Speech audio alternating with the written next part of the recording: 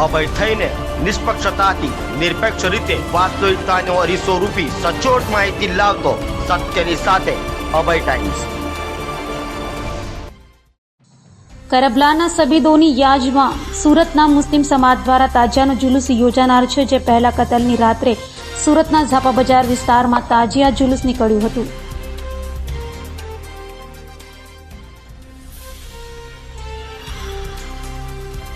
બુધવારે તાજિયાના જુલુસ સાથે મોહરમ પર્વનું સમાપન થશે। આ અંગે તાજિયા કમિટી દ્વારા જણાવાયું હતું કે 10 મોહરમ પહેલા કતલની રાત્રે એટલે કે મંગળવારના રોજ ઝાપા બજાર ખાતે તમામ તાજિયાઓનું જુલુસ નીકળ્યું હતું, જે જુલુસને નિહાળવા શહેરીજનો ઉમટી પડ્યા હતા। તો ઝાપા બજાર વિસ્તારમાં રાત્રિના સમયે નીકળેલા તાજિયા જુલુસનું સ્વાગત આગેવાનો દ્વારા કરાયું હતું।